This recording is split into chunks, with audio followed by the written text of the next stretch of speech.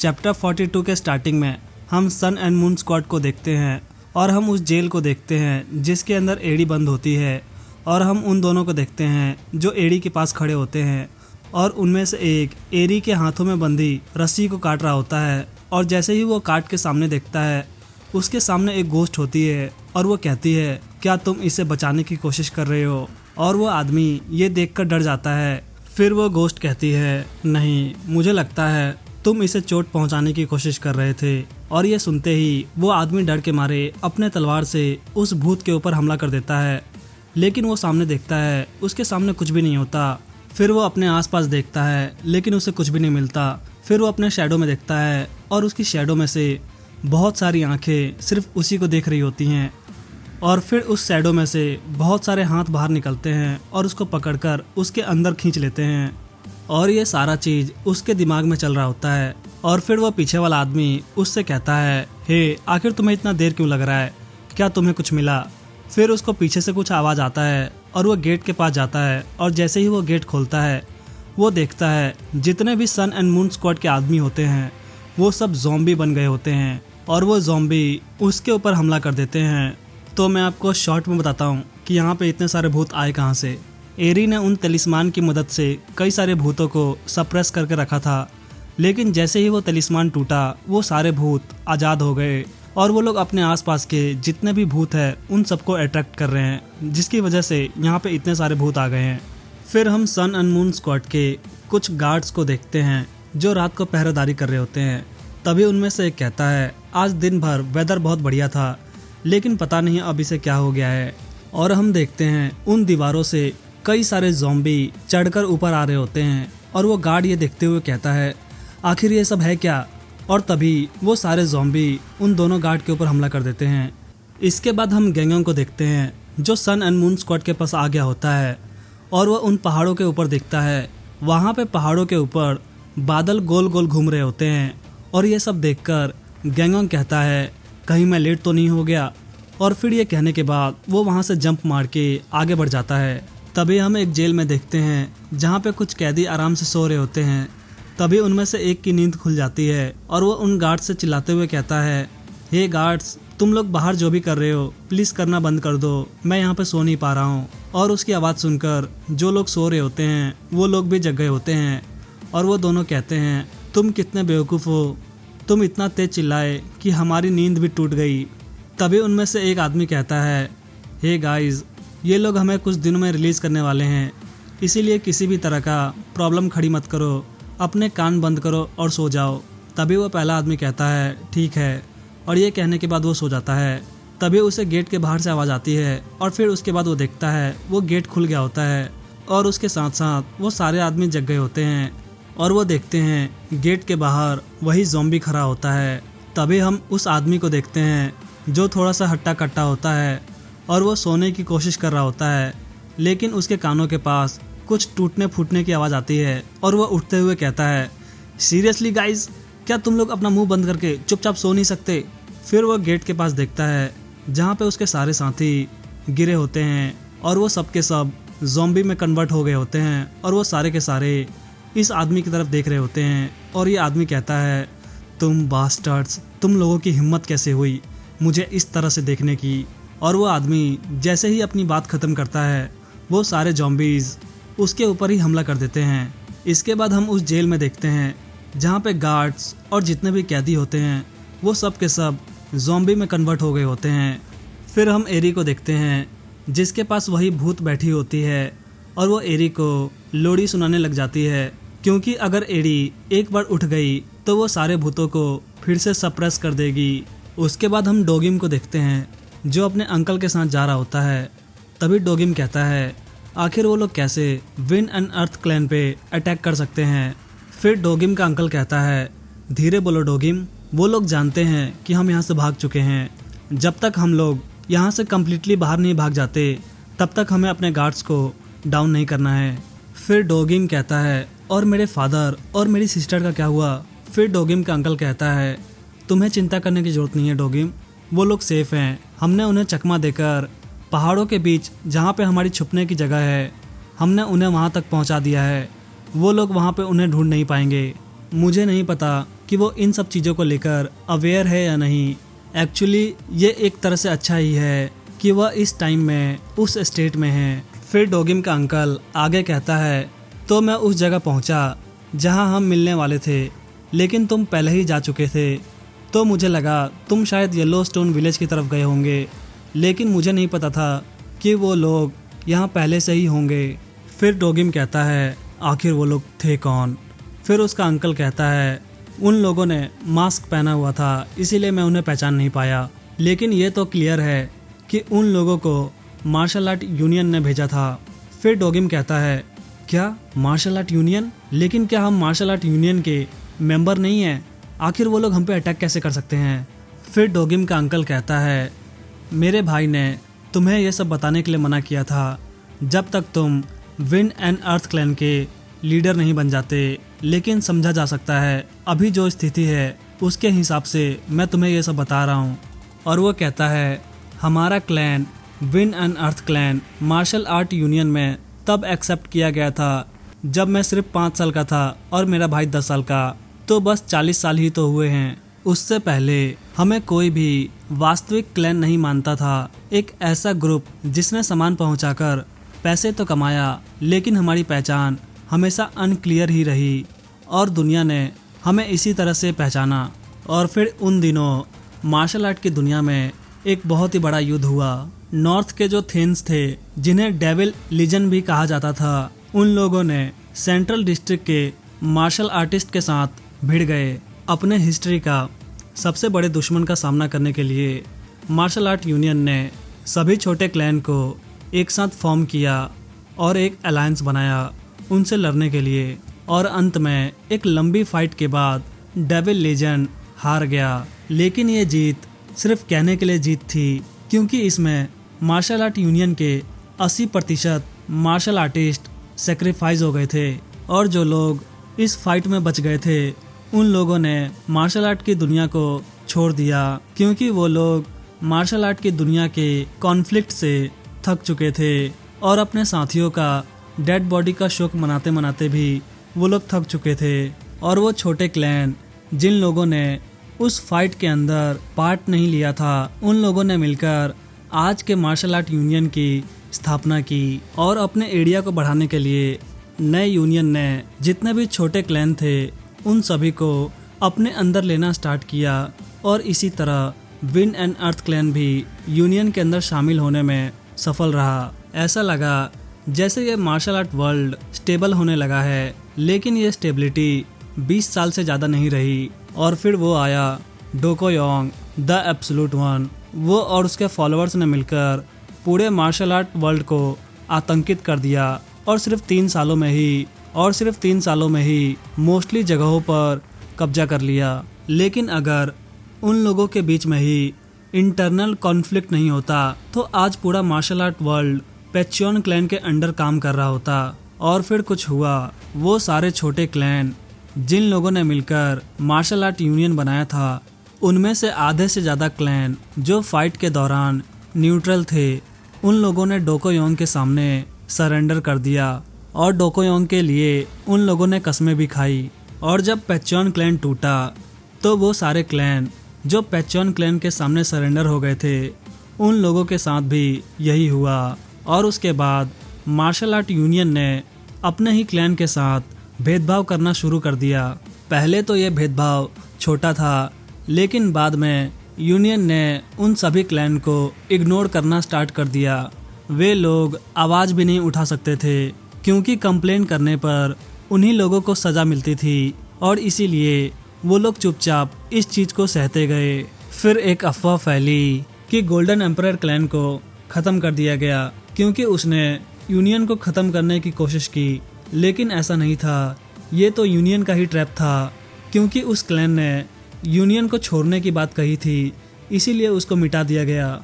और इसके बाद मेरा भाई खुद को रोक नहीं पाया और उसने यूनियन के हेड के खिलाफ विरोध करना स्टार्ट कर दिया।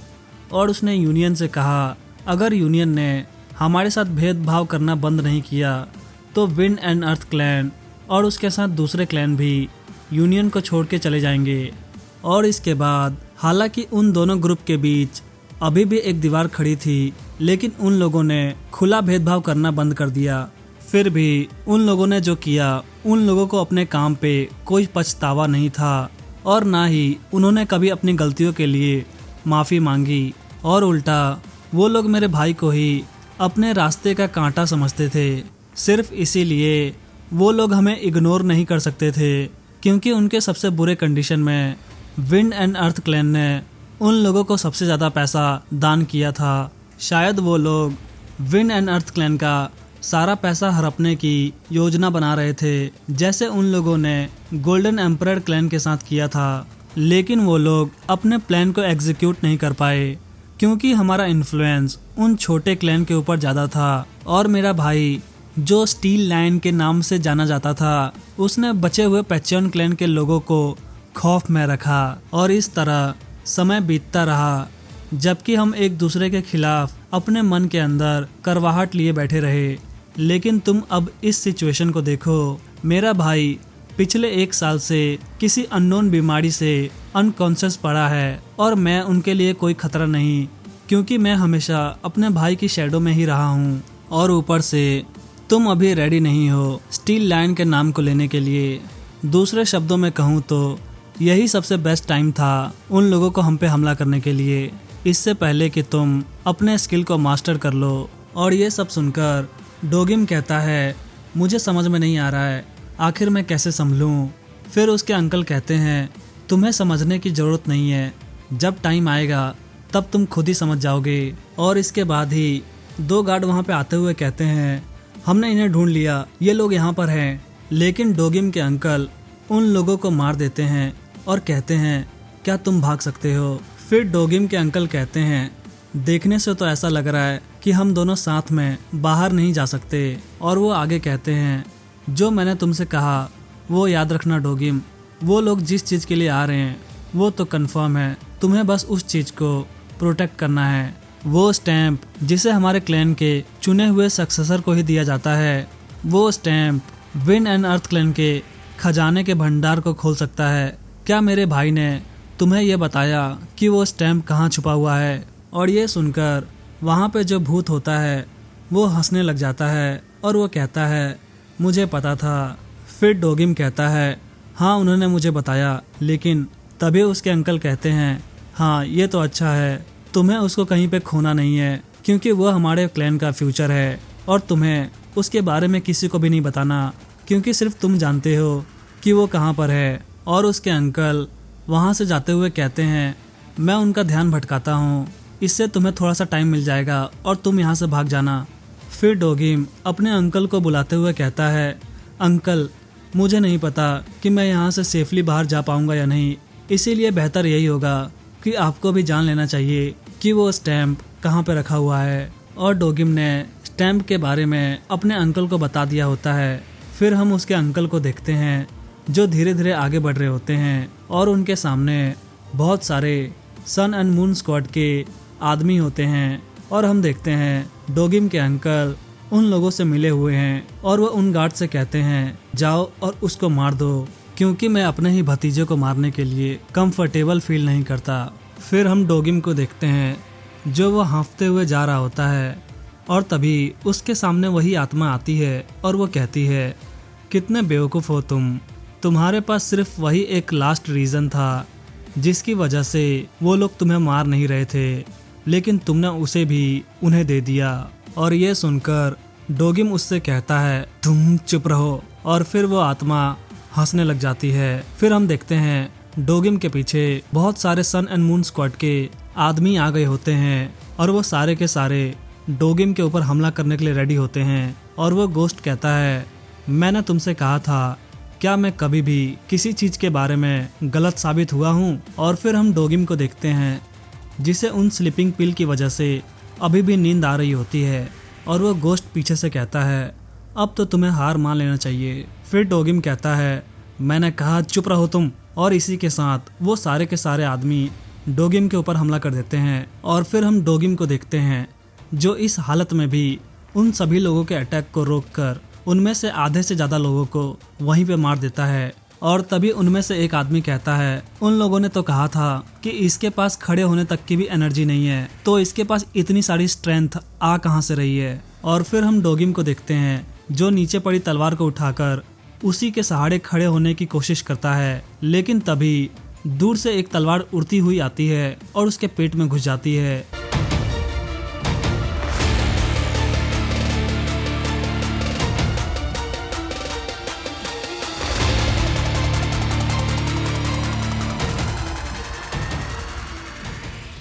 और डोगिम समझ नहीं पाता कि ये क्या हो गया, और ये तलवार किसी और ने नहीं, डोगिम के अंकल ने फेंकी होती है। और फिर डोगिम का अंकल कहता है, आखिर तुम लोग किस चीज का वेट कर रहे हो, क्या मुझे ही इसे मारना होगा। और ये सुनने के बाद वो सारे के सारे आदमी डोगिम के ऊपर हमला करने के लिए दौड़ते हैं। फिर डोगिम का अंकल वहां से जाते हुए कहता है, यूजलेस पिग, मैं इसलिए वापस आया क्योंकि मैं जानता था कि ये लोग खुद से कुछ भी नहीं कर सकते हैं। फिर इसके बाद वो गोस्ट डोगिम की तरफ देखता हुआ कहता है, मैंने तुमसे पहले ही कहा था कि तुम्हें किसी के ऊपर भी ट्रस्ट नहीं करना चाहिए, और मैं ये भी जानता था कि तुम मेरी बात नहीं सुनोगे और तुम्हारा एंड इसी तरह होगा। तुम कितने पैथेटिक हो। और ये आत्मा डोगिम के बड़े भाई जैसा लग रहा होता है। और फिर हम डोगिम को देखते हैं जिसको अचानक से कुछ होता है, और हम डोगिम को देखते हैं जो उस तलवार को पकड़कर उठ रहा होता है। और ये देखकर वो सारे आदमी चौंक गए होते हैं, और डोगिम बहुत ही अजीब तरीके से उठ रहा होता है, जैसे कि वो हवा में फ्लोट कर रहा हो। और वो बैठते हुए कहता है, ये तलवार तो इसके बॉडी के आर पार गई भी नहीं, ये तो साइड में इसके कपड़े में फंस गई। और ये सुनते ही वो सारे लोग डोगिम के ऊपर हमला करते हुए कहते हैं, ये अभी भी नशे में है, मार दो इसे। और फिर हम डोगिम को देखते हैं जो कहता है, ये गुफा की गंदी स्मेल और ये पसीने की स्मेल। और इसी के बाद वो अपनी तलवार चलाता है, और वहाँ पे जितने भी लोग होते हैं उसकी तलवार के स्लैशेस से वहीं पे कटकर मर जाते हैं। और फिर डोगिम वहीं पे आराम से खड़ा होता है, ऐसा मानो जैसे उसके शरीर में वही आत्मा घुस गई हो। और वो उन्हीं आदमियों को देखते हुए कहता है, ये ब्लड की स्मेल, इन्हें स्मेल किए हुए तो बहुत लंबा टाइम हो गया। और वो इस तरीके से उन लोगों को देखता है जैसे मानो उन लोगों की बॉडी से उनकी आत्मा ही निकल गई हो। और वो लोग कहते हैं, आखिर ये इतनी ठंडी मर्डरस ऑरा कहाँ से आ रही है। और वो लोग डोगिम की तरफ देखते हुए कहते हैं, क्या यह वही लड़का है जो अभी कुछ देर पहले मरने की हालत में था। और फिर डोगिम उन लोगों से कहता है, आखिर तुम लोग किस चीज का वेट कर रहे हो, मुझे पता है कि तुम लोग बिना मुझे मारे वापस नहीं जा सकते, तो चलो स्टार्ट करते हैं। लेकिन उनमें से कोई भी डोगिम के ऊपर डर के मारे हमला नहीं कर रहा होता है। और फिर डोगिम कहता है, आखिर क्या बात है, तुम लोग इतने डरे हुए क्यों हो, कहीं तुम लोगों ने अपनी पैंट गीली तो नहीं कर दी। तुम लोगों को मेरे से फाइट करने की जरूरत नहीं है, मैं तो किसी वॉरियर के साथ फाइट करने की कोशिश कर रहा हूँ, तुम जैसे डरे हुए चूहों के साथ नहीं। और ये सुनते ही वो सारे के सारे लोग डोगिम के ऊपर हमला करते हुए कहते हैं, तुम घमंडी लड़के, मार दो इसे। और जैसे ही वो लोग अपने वेपन्स को डोगिम के ऊपर मारते हैं, डोगिम झुक जाता है और कहता है, क्या बात है, यही तो फाइटिंग स्पिरिट मुझे चाहिए थी। और ये देखकर वो सारे के सारे डर जाते हैं, और इसके बाद हमें सिर्फ खून के छींटे दिखाई देते हैं। इसके बाद हम डोगिम के अंकल को देखते हैं जो गुफा से बाहर निकलता हुआ अपने लेफ्ट राइट देखता है, और उसके बाद वो अपने सामने देखता है, और उसे अपने सामने बहुत सारे लोगों की आवाज आती है। और वो कहता है, आखिर यहाँ पे चल क्या रहा है। और हम देखते हैं हर तरफ सिर्फ ज़ॉम्बी ही ज़ॉम्बी होते हैं। इसके बाद हमें उस गुफा के अंदर डोगिम को दिखाया जाता है जहाँ पे उसने सभी लोगों को मार दिया होता है। और वो उनमें से एक का वेपन उठाते हुए कहता है, ऑल राइट, तुम बस इसी तरह से भागते रहो, क्योंकि तुम रुके तो मैं तुम्हें मार दूंगा। और डोगिम का फेस बहुत ही खतरनाक लग रहा होता है। फिर इसके बाद हमें एक सन एंड मून स्क्वाड के एक आदमी को दिखाया जाता है जो अपने गार्ड्स के साथ कहीं जा रहा होता है। और वो कहता है, क्या तुम्हें यकीन है कि हम पे अटैक नहीं हुआ है, क्या ये किसी तरह का दंगा तो नहीं। तभी वो उस गली में देखता है जहाँ पे गली के एंड में कुछ ज़ॉम्बीज इन्हीं को देख रहे होते हैं। और ये आदमी अपने गार्ड से कहता है, वो लोग वहाँ पर है, रेडी हो जाओ। और ये लोग देखते हैं वो सारे ज़ॉम्बी धीरे धीरे इन्हीं की तरफ आ रहे होते हैं, और उनकी शैडो उस पूरे गली में फैल रही होती है, और वो धीरे धीरे फैलते हुए इन गार्ड्स के नीचे भी आ जाती है। और ये सारे गार्ड्स देखते हैं कि इनकी शैडो में से कुछ निकल रहा है और उनकी शैडो में से वो सारे के सारे हाथ निकलता है और उनको पकड़कर अपने अंदर ले लेता है और वो लोग भी ज़ॉम्बी बन जाते हैं।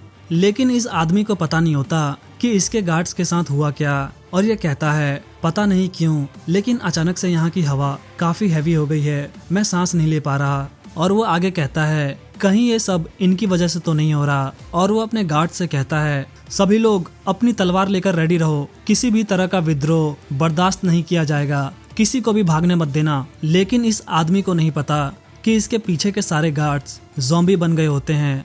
और तभी उनमें से एक ज़ॉम्बी उस आदमी के पीछे से तलवार आर पार कर देता है और वो आदमी को समझ में नहीं आता कि आखिर ये हुआ क्या। और वो पीछे देखता है उसी के साथियों ने उसको धोखा दिया और वो उनको दूर हटाते हुए कहता है तुम धोखेबाज, आखिर तुम लोग मुझे धोखा कैसे दे सकते हो, मैं तुम सबको मार दूंगा। और ये कहने के बाद ही वो सारे ज़ॉम्बीज को मारना स्टार्ट कर देता है। लेकिन ज़ॉम्बीज का अमाउंट इतना ज़्यादा होता है कि वो कुछ भी नहीं कर पाता और वो सारे ज़ॉम्बीज उसको मारना स्टार्ट कर देते हैं। और तभी हमें एक ज़ॉम्बी को दिखाया जाता है कि उसके दिमाग में आखिर चल क्या रहा है, क्योंकि ये ज़ॉम्बी है तो इंसान ही जिनके ऊपर भूतों ने कब्जा कर लिया है। तो आखिर वो भूत इनको दिखा क्या रहे हैं जिनकी वजह से ये एक दूसरे को ही मारना स्टार्ट कर दिए।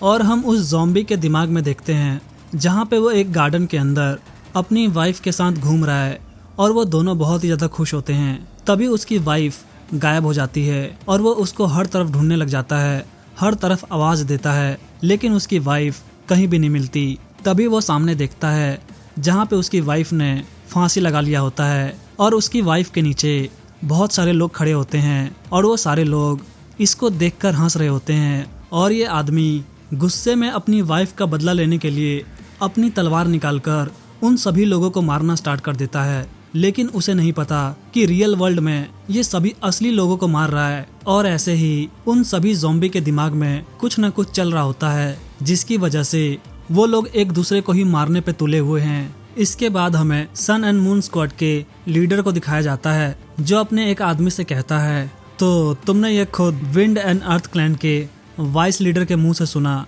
फिर वो आदमी कहता है जी सर। फिर वो आगे कहता है क्या तुमने सुना कि उसने वो स्टैम्प आखिर छुपा के कहाँ रखा है। फिर वो आदमी कहता है नहीं सर, मैं काफ़ी दूर खड़ा था जिसकी वजह से मैं सुन नहीं पाया। फिर वो लीडर कहता है कोई बात नहीं, वैसे भी हमें पता चल ही जाएगा। तभी एक आदमी दौड़ता हुआ आता है और अपने लीडर से कहता है बॉस बॉस, बाहर हमारे पास एक बड़ी प्रॉब्लम खड़ी हो गई है, कई सारे लोगों ने विद्रोह कर दिया है।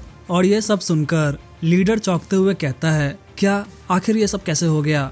इसके बाद हमें डोगिम के अंकल को दिखाया जाता है जो एक खुफिया गुफा से होता हुआ लीडर के रूम में एंटर करता है और वो देखता है लीडर वहाँ पे होता ही नहीं है, क्योंकि लीडर बालकोनी से नीचे की तरफ देख रहा होता है जहाँ पे लोगों ने विद्रोह कर दिया होता है। और जो गार्ड लीडर के बगल में होता है वो लीडर से कहता है सर, हमारे जितने भी एक्सपीरियंस लोग थे वो सब तो ठीक हैं, लेकिन बाकी सब पागल हो गए हैं, एक दूसरे को ही मार रहे हैं। हमारे ग्रुप लीडर उनसे फाइट कर तो रहे हैं लेकिन वो बहुत सारे हैं। और लीडर नीचे देखता हुआ कहता है आखिर ये सब चल क्या रहा है। और वो नीचे देखता है जितने भी लोग हैं वो सब मरे हुए हैं और जो लोग जिंदा है वो सब आपस में ही लड़ाई करके एक दूसरे को मार रहे हैं। और फिर वो लीडर अपने गार्ड से कहता है हमारे जितने भी इलाइट मेंबर मेन टेम्पल के अंदर रह रहे हैं उन सभी को इकट्ठा करो, हम यहाँ से बाहर जाने के बाद सोचेंगे आखिर हमें करना क्या है। फिर वो गार्ड कहता है और सर, हमारे लोग जो नीचे फाइट कर रहे हैं उन सब का क्या।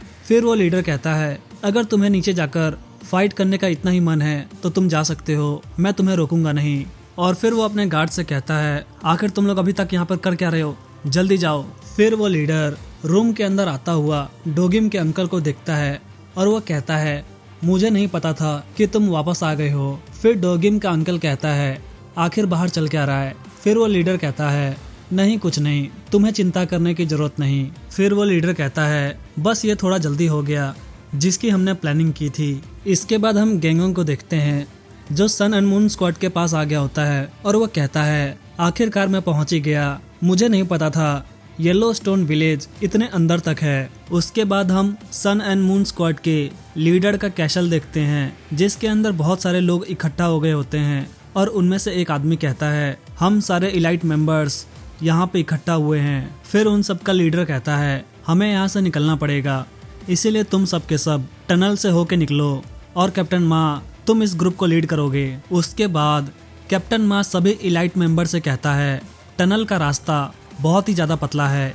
इसीलिए हम सबको 2 लाइन बनाकर चलना पड़ेगा। फिर डोगिम का अंकल लीडर को देखते हुए कहता है मुझे नहीं पता कि क्या कहना चाहिए, लेकिन देखने से तो ऐसा लग रहा है जैसे तुम डर कर आधी रात को भाग रहे हो। मैं उम्मीद करता हूँ उस व्यक्ति को ये निराश नहीं करेगा। फिर वो लीडर गुस्सा होते हुए कहता है ये तुम्हारा मामला नहीं है, ये सब मेरी जगह पर हुआ है और इसीलिए इसकी जिम्मेदारी मैं लूँगा।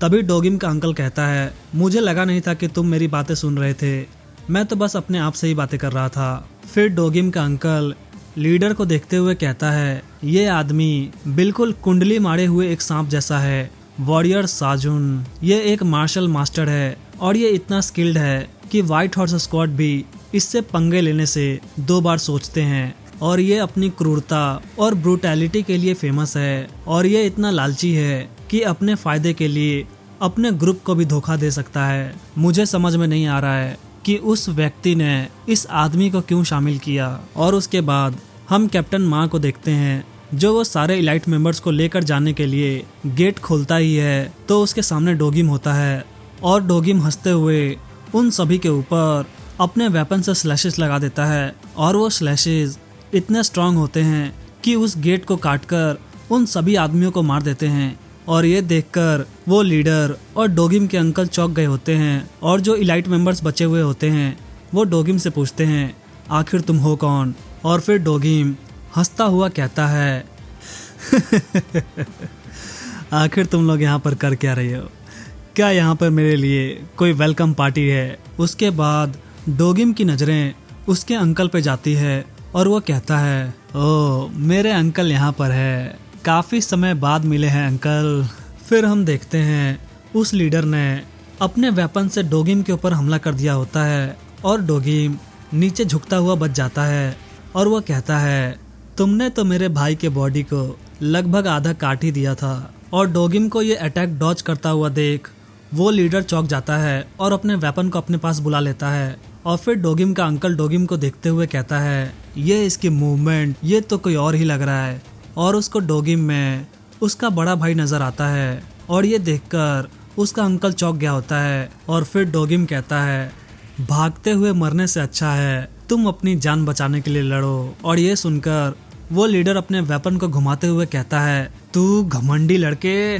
और उसके बाद हम डोगिम को देखते हैं जो अपने वेपन से एक ऐसा अटैक करता है जिससे उसके वेपन में से एक राउंड स्लैशेस निकलता है और उस स्लैशेस के बीच में जो भी आता है वो बीच में से कटता हुआ जाता है। और हम देखते हैं इस अटैक की वजह से उस लीडर के साथ साथ वहाँ पे जितने भी इलाइट मेंबर्स होते हैं उन सब की बॉडी आधी कट गई होती है। और डोगिम अपनी बात पूरी करते हुए कहता है भागते हुए मरने से अच्छा है अपनी जान बचाने के लिए लड़ो अगर तुम मेरे से लड़ सकते हो तो। और ये खतरनाक नज़ारा देखने के बाद वहाँ पे जितने भी बचे हुए इलाइट मेंबर्स होते हैं वो सब भागना स्टार्ट कर देते हैं। और हम देखते हैं डोगिम का अंकल नीचे बैठकर इस अटैक से बच गया होता है और वो भी वहाँ से भाग जाता है। और वो सारे इलाइट मेंबर्स एक ही गेट से बाहर निकल रहे होते हैं जिसकी वजह से वहाँ पे भीड़ हो जाती है।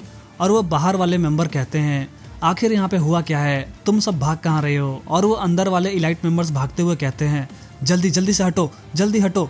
उसके बाद एक बाहर वाला इलाइट मेंबर देखता है अंदर एक मॉन्स्टर हर जगह तबाही मचा रहा होता है। उसके बाद हम डोगिम को देखते हैं जो उन सबको मारकर बाहर आते हुए देखता है। वो सारे इलाइट मेंबर्स भाग रहे होते हैं और उनमें से एक कहता है पता नहीं कहाँ से यहाँ पर एक मॉन्स्टर आ गया। और फिर डोगिम अपने अंकल को देखता हुआ कहता है तुम्हारे अंदर कुछ भी चेंज नहीं हुआ है अंकल, पता नहीं कब कोई मुझे ऐसा मिलेगा जो मेरे खिलाफ लड़ाई कर सके। और वो आगे कहता है ये सारी चीज़ें मेरे लिए बोरिंग होती जा रही हैं, मुझे उस टाइम पैदा होना चाहिए था जब वो बूढ़ा डोकोयोंग जिंदा था। फिर हम गैंगोंग को देखते हैं जो उस कैसल की तरफ देखता है लेकिन वहाँ पर कोई भी नहीं होता और गैंगोंग के चारों तरफ सिर्फ लाशें ही लाशें होती हैं। और फिर वो सारे ज़ॉम्बीज़ गैंगोंग की तरफ बढ़ रहे होते हैं और गैंगोंग कहता है ये तो काफ़ी अजीब है, क्योंकि ऐसा कुछ बार हुआ तो ज़रूर है, लेकिन उस टाइम उन लोगों ने किसी को भी नहीं मारा। और फिर गैंगॉन्ग कहता है, एनीवेज तुम लोगों ने ही यह मांगा था, इसीलिए इसका ब्लेम किसी और को मत देना। और गैंगॉन्ग एरी के बारे में बात कर रहा होता है, क्योंकि यही लोग एरी को किडनैप करके यहाँ पे लेकर आए थे। और हम देखते हैं वो सारे के सारे ज़ॉम्बीज गैंगॉन्ग को चारों तरफ से घेर लेते हैं और गैंगॉन्ग अपनी स्किल यूज करता है, विंड डिस्ट्रॉयर।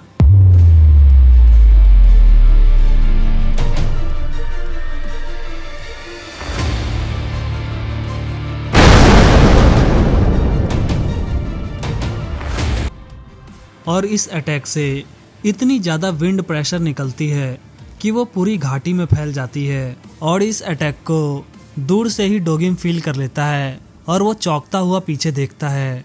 और फिर हम एरी को देखते हैं, जो उस अटैक के प्रेशर की वजह से उसकी नींद टूट गई होती है। और फिर हम गैंगॉन्ग को देखते हैं, जिसकी अटैक की वजह से वहाँ पे जितने भी ज़ॉम्बीज होते हैं उनके कान और मुंह से खून निकलने लग जाता है और वो जाकर दूर गिरते हैं। और गैंगॉन्ग कहता है, तुम लोग इससे मरोगे तो नहीं, लेकिन कुछ देर तक तुम लोग खड़े भी नहीं हो पाओगे। और फिर गैंगॉन्ग वहाँ से जाते हुए कहता है, तुम लोगों के लिए यही अच्छा होगा कि तुम लोग चुपचाप यहीं पर बैठो जब तक तुम लोगों को रिलीज नहीं कर दिया जाता। और फिर हम उस चुड़ैल को देखते हैं जो एरी को लोरी सुना रही होती है और उसे गैंगॉन्ग के बारे में पता चल गया होता है और वो अपने दांत पीसते हुए कहती है, वो यहाँ पर आ गया है। और फिर हम एरी को देखते हैं, जिसकी आंखें खुल गई होती है और वो अपना सर पकड़ते हुए खड़ी होती है और वो देखती है उसके तलिस्मान वहाँ पर नीचे पड़े हुए हैं। और वो उन तालिस्मान को उठाते हुए कहती है, राक्षस से बंधा हुआ वो ताबीज। और एरी जैसे ही पीछे मुड़ के देखती है, उसे दिखता है वो चुड़ैल वहाँ से भाग रही होती है। और ये देखकर एरी के पसीने निकल जाते हैं, क्योंकि एरी को पता है इसके क्या परिणाम हो सकते हैं। और फिर एरी भागते हुए बाहर निकलती है और वो देखती है हर तरफ केओस मचा हुआ है, कई जगह घर जल रहे हैं, काफ़ी सारे लोग मरे हुए हैं। और ये सब देखकर एरी परेशान हो जाती है कि आखिर उससे अभी तक क्या हो गया। और फिर हम डोगिम को देखते हैं, जो गैंगॉन्ग के अटैक को महसूस करके पीछे देखता है और फिर कहता है, नहीं ये वो नहीं हो सकता। और फिर डोगिम की नज़रें उसके अंकल के ऊपर जाती है और वो कहता है, ये सारे के सारे तो कॉकरोचेस की तरह हैं। और ये कहने के बाद वो वहाँ से जंप लगा के अपने अंकल के पास पहुँच जाता है। और फिर हमें डोगिम के अंकल को दिखाया जाता है, जो इलाइट मेंबर के साथ भाग रहे होते हैं। और वो कहते हैं, आखिर ये सब हो कैसे रहा है, डोगिम ये सब कर ही नहीं सकता। और फिर वो पीछे देखते हैं, जहाँ पे डोगिम जंप करता हुआ एंट्री लेता है और उसके बाद वहीं पीछे से सबको मारना स्टार्ट कर देता है। और ये सब देखकर डोगिम के अंकल के पसीने छूट गए होते हैं, लेकिन डोगिम किसी पर भी बिना रहम किए हुए सभी को मार रहा होता है। और तभी पीछे वाले इलाइट मेंबर्स कहते हैं, जल्दी से पीछे मुड़कर उसके ऊपर हमला करो, अगर हम ऐसे ही भागते रहे तो ये हमें सबसे पहले मार देगा। और फिर डोगिम उनको अपनी तरफ आता हुआ देखकर कहता है, ये तो मेरे लिए और भी अच्छी बात है, तुम सब आओ, मैं तुम सबको एक ही बार में ख़त्म कर दूंगा। और ये कहने के बाद अपने स्लैशेस से उन लोगों को गाजर मूली की तरह काट रहा होता है। और डोगिम के अंकल ये सब देखकर कहते हैं, ये वो डोगिम नहीं है जिसे मैं जानता हूँ। और फिर हम डोगिम को देखते हैं और उसको देखने से ऐसा लगता है जैसे उसको इन सब चीज़ों में बहुत ही ज़्यादा मज़ा आ रहा है। और फिर डोगिम अपने अंकल पे हमला कर देता है, लेकिन उसका अंकल अपनी तलवार निकालकर बच जाता है। और फिर डोगिम का अंकल कहता है, तुमने तो मुझे धोखा दिया, मुझे तो पता ही नहीं था कि तुम्हारे पास ऐसी स्किल्स हैं, ये तुम्हारी अजीब सी मूवमेंट और ये तुम्हारा ब्रूटल स्वॉर्डमैनशिप, बिल्कुल तुम्हारे भाई गिल जैसा। और फिर डोगिम हंसता हुआ कहता है, मैं गिल हूँ अंकल, तुम्हारा भतीजा, जिसे तुमने जहर देकर मार डाला। और ये सुनकर डोगिम के अंकल चौंक गए होते हैं। और फिर हम डोगिम को देखते हैं, जो अपने फोर्स से अपने अंकल को दूर फेंक देता है और अपने वेपन को घुमाता हुआ अपने ही अंकल पे बहुत सारे अटैक करता है। और उसके अंकल उसके अटैक को डॉज करने की कोशिश करते हैं, लेकिन उनमें से एक अटैक उसके आंखों पे लग गया होता है और वो चिल्लाता हुआ उन सीढ़ियों से नीचे गिर जाता है। और फिर डोगिम कहता है, तुमने बिना किसी हेजिटेशन से मेरे इंटरनल ऑर्गन्स को पॉइजन की हेल्प से मेल्ट कर दिया और तुम्हें बस इतनी सी चोट से दर्द हो रहा है। फिर डोगिम के अंकल अपने आंखों पे हाथ रखते हुए कहते हैं, तुम गिल हो, मैं तुम्हें मारने की कोशिश कर रहा था क्योंकि तुम स्टील लायन दोगम के बेटे हो। मुझे लगा तुम अपने पिता जैसे ही स्किल्ड हो सकते हो, पर अगर मुझे पहले से पता होता कि तुम इतने पागल हो तो मुझे इतनी जल्दबाजी करने की जरूरत नहीं पड़ती। और फिर वो आगे कहते हैं, मैं तुम्हारे स्किल के बारे में सही था, लेकिन तुम्हें देखने से ऐसा लग रहा है अगर तुम विंड एंड अर्थ क्लैन के अंदर होते तो वो क्लैन कब का टूट चुका होता, क्योंकि उसका अगला लीडर इतना ज्यादा पागल है। और फिर डोगिम कहता है, मुझे अभी तक मजा नहीं आया, मैं इस बदले के लिए पिछले 10 सालों से वेट कर रहा था। और फिर डोगिम के अंकल कहते हैं, मैंने सबसे पहले अपनी फैमिली को धोखा दिया, तुम्हें हेजिटेट करने की जरूरत नहीं है। और फिर हम डोगिम को देखते हैं जो अपना वेपन उठाते हुए कहता है, मैं हेजिटेट करूंगा भी नहीं। और जैसे ही डोगिम अपने अंकल को मारने ही वाला होता है तभी वहाँ पे एरी आ जाती है और कहती है, रुको। और एरी की आवाज सुनकर गैंगॉन्ग पीछे मुड़ता हुआ कहता है, अच्छा तो तुम वहाँ पर हो। और एरी की आवाज सुनकर डोगिम चुपचाप खड़ा हो जाता है और हम देखते हैं डोगिम का अंकल वहाँ से भागना स्टार्ट कर देता है। और डोगिम कहता है, तुमने तो बड़ी जल्दी अपना मन बदल लिया। और ये कहने के बाद डोगिम अपने अंकल को मारने के लिए उनके पीछे भागता है। तभी एरी कहती है, मैंने कहा रुको। और वो आगे कहती है, आखिर तुम उसे मारने की कोशिश क्यों कर रहे हो, जबकि वो तुमसे फाइट भी नहीं करना चाहता, और ऊपर से तुमने अभी अभी उसको अंकल कहा। और ये देखकर डोगिम बहुत ही ज्यादा गुस्से में आ जाता है और वो एरी पे हमला करते हुए कहता है, तुम नीच लड़की, तुम अपने ही मौत को बुलावा दे रही हो।